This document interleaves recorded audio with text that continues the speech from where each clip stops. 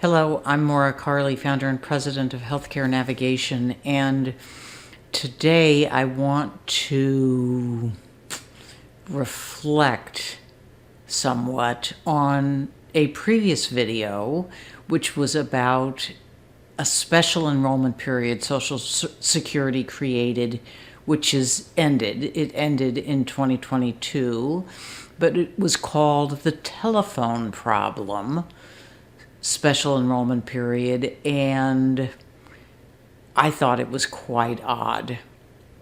I've got a new view on that, having gone through this latest Medicare enrollment season, especially in dealing with special enrollments. Remember, those are the people who go on Medicare Part B, who work beyond age 65.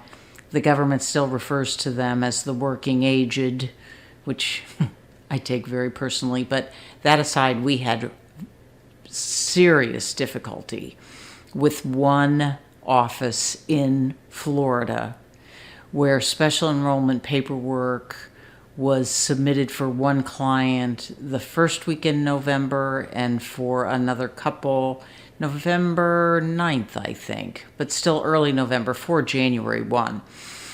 And in our experience, that is plenty of time to have an application processed.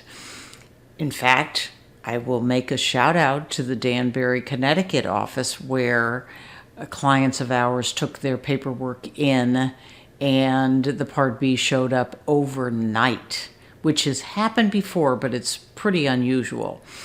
But this underscores that Social Security lacks operational standards.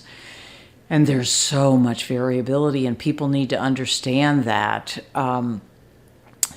Now, with returning to our Florida experience, we were told back in late November that the office, who confirmed they had all the forms, would get to them no later, I think it was January 10th, and they'd make the Part B retroactive.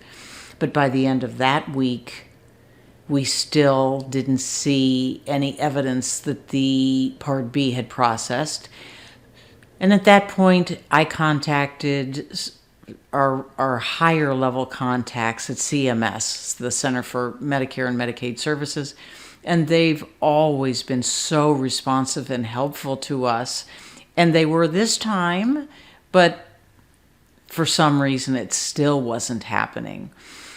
On the 17th, an employee of ours went to this office and obtained a business card from someone there who ended up being very helpful and got our request to a colleague who was able to process those applications, and the Part B showed up the next day. But it's hard to conceive of the backlog that office must have. And so the reason we're talking about this is if you're someone who needs Social Security to help with a transition and it can't be completely done online, you've got to factor this into your plans. My impression is if you have a Social Security office in your area that has a history of strong leadership and that history has continued, you're going to be better off than someone else where the office isn't well run. And I learned through this fiasco, since I spent so much time on it, we were even in touch with the Atlanta regional office. The head of Social Security, who's appointed by the president with, the consent of the Senate, was terminated in the summer of 2021, and there is still an acting commissioner. And I'm not, saying anything positive or negative about her, but we've been doing this a long time, and we've had many, many experiences of these forms being lost. Eventually found, but lost.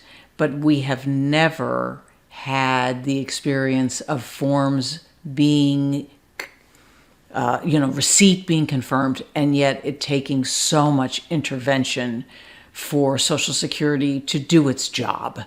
And as I said to some of my contacts at CMS, there are many people who didn't pay into the system very long and still are entitled to Social Security benefits. That's a good societal objective, and it includes at-home spouses and disabled people and others. But people who are going on to Medicare through a special enrollment period are those who've worked for decades and paid into the system longer than anybody else as a rule.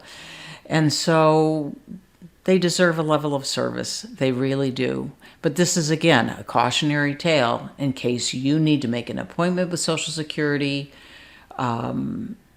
or have other business to conduct with them that can't be done online. Other than that, we don't have other advice we can offer. But thank you for listening. Take care. Bye for now.